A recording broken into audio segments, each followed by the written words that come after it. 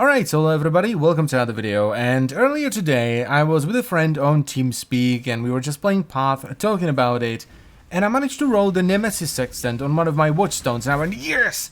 That's awesome! And he was like, whoa, whoa, whoa, what did you get? What did you get? What did you get? I'm like, oh, I got the Nemesis Sextant. And he went, the currency one, right? And I'm like, dude, that is an insane sextant. And we just sort of started talking, and they sort of prompted me to do this video because he knows sextants are good. Right? Because everyone keeps telling him that sextants are good. But he doesn't really know why. He knows that for the most part, sextants just add additional monsters to the map, and he also knows that it's just additional faff that you have to deal with every 3 maps. But using sextants to just add additional monsters to your map is kind of like the least effective thing you can do with them. Now, it is still better than not doing it, especially since sextants are very abundant and they're also cheap now, but there are some sextants that are just straight up insane. So in this video series, I want to go over some of the more insane sextants that you can roll on your watchstones that are, as I've said already, somewhat rare compared to the normal ones, and show you how to take advantage of them to make a ton of currency. And we're gonna start it off with, surprise surprise, the Nemesis Sextant, which is pretty straightforward. It just says Nemesis monsters drop 3 additional currency items. This one is insane because we have Nemesis on the map device, so we can force every rare monster in the map to be a Nemesis monster if we want to. Meaning that every rare monster we kill in the map is gonna drop 3 additional currency items, which is pretty good, but it gets even better when you realize that it works with the rares from Beyond,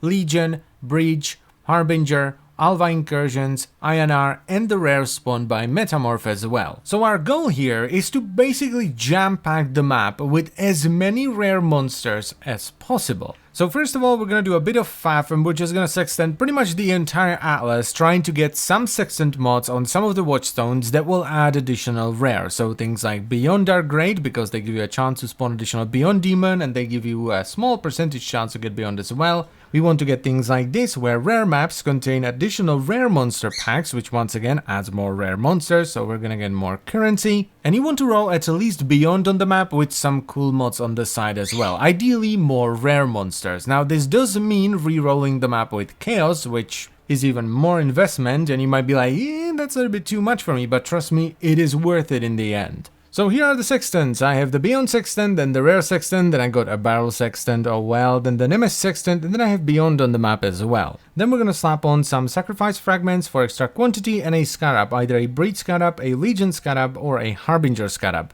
And finally, we're gonna go to Alva, put on an Alva mission, as well as Nemesis. Now, Alva is straight up the best one for this because the incursions have a lot of monsters in them, a lot of which are rare as well, and they're clumped very closely together, so the chance of you spawning additional Beyond Demons, which can also be rare, are very high. Now, when it comes to the Scarabs, I personally prefer Breach Scarabs because I just like Breach, I like running Breach Lord, so, you know, I get a bunch of currency from this as well as a lot of Splinters. But the Breach and Legion ones are generally better for open maps, whereas the Harbinger one is better for enclosed maps, so things like Haunted Mansion, Crypt, Pit, that kind of maps. On the screen right now, you can see a great example of just the sheer amount of stuff you're gonna get from a single breach. And the Scarab I used to spawn this breach in the map goes for about 1 alchemy, 1 chaos tops. The one that adds 3 breaches goes for about 7 or 9. In the next clip, this by the way is all the same map, I'm just cutting it up so the video isn't 50 minutes so long, we have an example of why Beyond is so great for this sextant. And yes, this sextant can actually make enemies drop just straight up exalted orbs as well. Beyond, however, can make the map significantly more difficult, especially if you're doubling it up with a Sextant and you're running it on a T16 map with a fully awoken Atlas at level 8. You're gonna get a lot of Beyond bosses and they're gonna do a lot of damage as well. But if you can do it, you most definitely should, because it's one of the best things to run with that Sextant. It just multiplies everything else. The more you invest, the better Beyond is going to be. And the final gameplay clip I have here is from the very end of the map, and that is the Metamorph one, because Metamorphs once again spawn a lot of monsters, a lot of which are rare. Now, they're not gonna really drop anything as you're fighting them, because it kind of gets stored in the Metamorph, and then it all spews up at the very end, but the loot explosion is generally really good as well.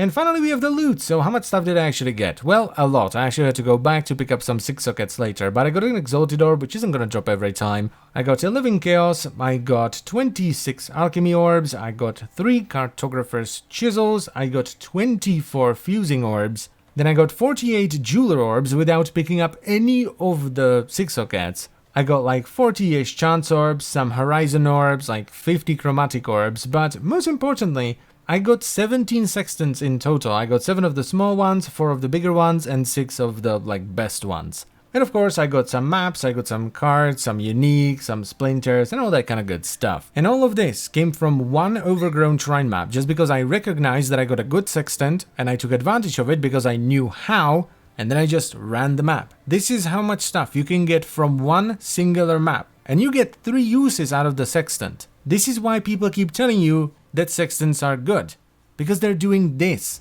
So please, for the love of God, roll Sextants on your watchstones, and if you see the Nemesis Sextant, there are a few other ones that are really good as well, and I will go over these in a future video, but if you see the Nemesis Sextant, just take your time, juice it up as much as possible, and you can get an insane amount of stuff from it. And that is pretty much it for the video, so I thank you very much for watching. As always guys, I hope you've enjoyed the video and it was helpful, and I will see you some other time. Bye bye.